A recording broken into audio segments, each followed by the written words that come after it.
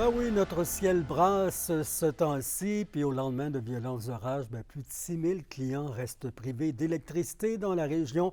Les zones qui ont été le plus touchées par l'événement météo des dernières heures sont Val-d'Or et Rouyn-Noranda. Là-dessus, Félix Blaclière.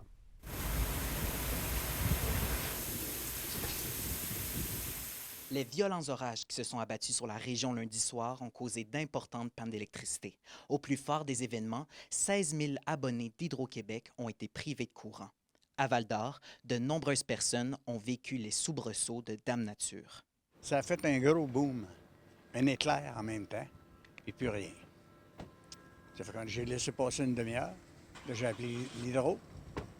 Hier soir, ils m'ont dit que ça va revenir demain à 1 heure. Hey, c'est sabardasse, c'était loin ça là. Ouais, on a manqué d'hydro de 8h40 à 7h30 le matin. Fait qu'on ne pouvait pas faire grand-chose.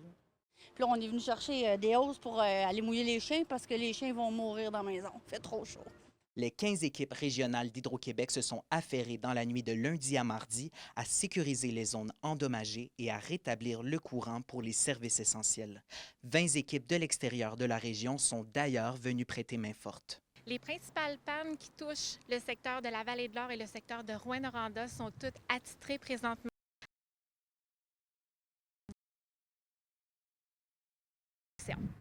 À Rouyn-Noranda, le service incendie a effectué 33 interventions, principalement pour des risques électriques et des infiltrations d'eau dans les résidences. À Val-d'Or, c'était également une trentaine d'appels de citoyens qui nécessitaient le service des pompiers. Ils vont commencer à avoir des appels un après l'autre pour des arbres sur des fils, des arbres déracinés, des arbres qui bloquaient les routes. Donc, on a intervenu en tout sur 36 interventions entre 20 h hier soir et 6 h ce matin.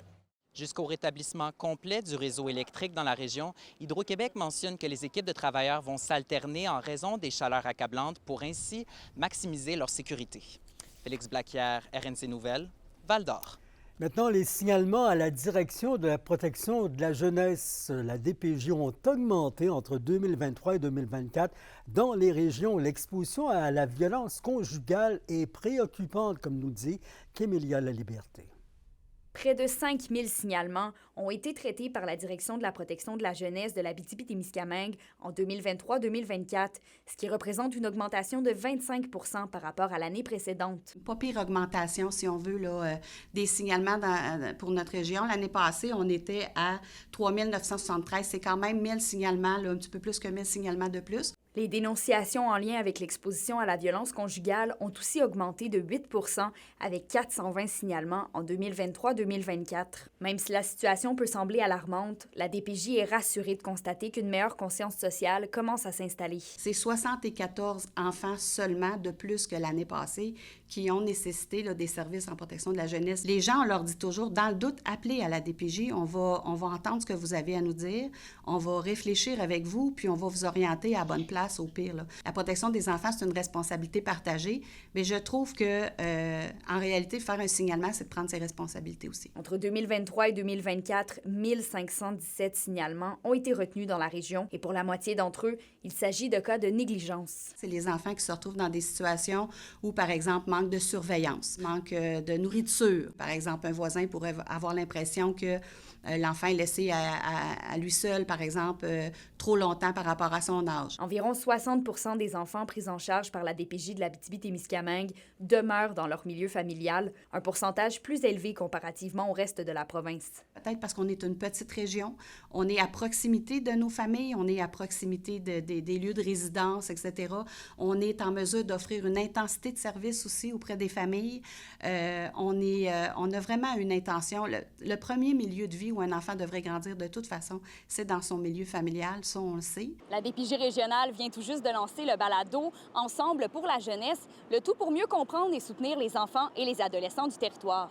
Kémélia Laliberté, RNC Nouvelles, Rouyn-Noranda. Dossier caribou, la Fédération québécoise des municipalités, la FQM, est préoccupée devant la volonté du gouvernement du Canada de déposer d'urgence un décret concernant la protection du caribou au Québec. Selon son président Jacques Demers, si l'organisme partage la priorité environnementale face à la protection du caribou, elle demande de prendre en considération les impacts de la situation sur les activités forestières des régions, du maintien de leur vitalité économique et de leur qualité de vie. Et environ 200 personnes sont au congrès annuel du secrétariat aux alliances économiques Nation Crée Abitibi-Témiscamingue. Ça se déroule à Rouyn-Noranda. Le thème cette année, c'est le Nord et sa logistique. Le but, c'est de comprendre comment les enjeux sociaux ont un impact sur la chaîne d'approvisionnement chez les communautés autochtones. Les gens ont vécu une transition alimentaire. Par le passé, les gens s'alimentaient des aliments exclusivement du territoire, dans le fond des yuichi, les aliments traditionnels.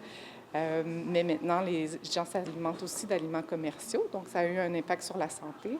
Et les changements de mode de vie aussi, évidemment, ont eu un impact sur la santé. On voit que les gens vivent avec beaucoup de maladies chroniques, comme le diabète maintenant. Au Témiscamingue, l'administration municipale de Ville-Marie a dévoilé plus tôt aujourd'hui sa planification stratégique 2024-2031. Parmi les grandes orientations, la Ville veut amorcer un dialogue sur le regroupement de certaines municipalités avec la sienne. Les élus veulent aussi travailler sur la croissance démographique et économique de la Ville. Un troisième plan d'action estival pour l'itinérance est lancé à Val-d'Or. Les partenaires d'alliage sont derrière le projet. Ce groupe comporte le CIS de l'Abitibi-Témiscamingue, le Centre d'amitié autochtone de Val-d'Or, la Sûreté du Québec et la Ville de Val-d'Or. Et parmi les nouvelles mesures, on compte l'installation de nouvelles caméras de surveillance avec un registre ou encore d'une infolettre trimestrielle. Tressesson n'est plus assujetti au contrôle de la Commission municipale du Québec, et ce depuis hier. Rappelons que la municipalité de 1200 habitants était sous tutelle pour la gestion des ressources humaines depuis mars dernier, mars 2023, en raison de tensions au sein du Conseil. Notons aussi que près d'un an après la mise sous tutelle de Tressesson, sa directrice générale, Chantal Poliquin, avait été destituée en raison de manquements graves et imputables. Voilà, c'est lancé. La programmation estivale de la Guinguette chez Edmund est sortie chaque semaine. Des artistes de partout au Québec, mais surtout d'ici, et des DJ vont animer des soirées festives. 15 concerts gratuits prévus entre le 20 juin et le 16 août. Et ce jeudi, c'est le groupe Habitech qui va ouvrir le bal dès 19h. L'équipe du FME également, le Festival de musique émergente, vous invite à célébrer la fête nationale avec Par hasard dimanche 23 juin. Enfin, on peut lancer notre programmation très heureuse. C'est encore une programmation estivale, très diversifiée, qui met en valeur nos DJ régionaux, locaux et des artistes découvertes qui sont passés au FME ou qui passeront bientôt, mais dans la musique émergente. Le public cible de la Guinguette, c'est vraiment tout le monde, mais c'est très familial. On a autant des jeunes familles qui vont venir avec les enfants. On a beaucoup de, je vous dirais, de clientèle de 5 à 7, donc des amis, jeunes adultes, la population de Rouyn-Noranda, mais on aimerait bien que les gens d'ailleurs aussi viennent nous visiter parce que c'est pour tout le monde. Ça va nous rafraîchir. On va parler de hockey. Nouvel entraîneur adjoint qui se joint au Foreurs de Val-d'Or, c'est Arnaud Dubé. Il était l'entraîneur récemment des élites de Jonquière dans M18 3A. Pendant les 4 dernières saisons, il s'occupera maintenant des attaquants en Abitibi aux côtés de Maxime Desruisseaux. La chaleur accablante est bien toujours présente. On y voit, ne laissez jamais un enfant, un bébé seul en voiture ou une pièce mal aérée, même quelques minutes. Prenez des nouvelles des êtres chers pour aider vos proches s'ils en ont besoin.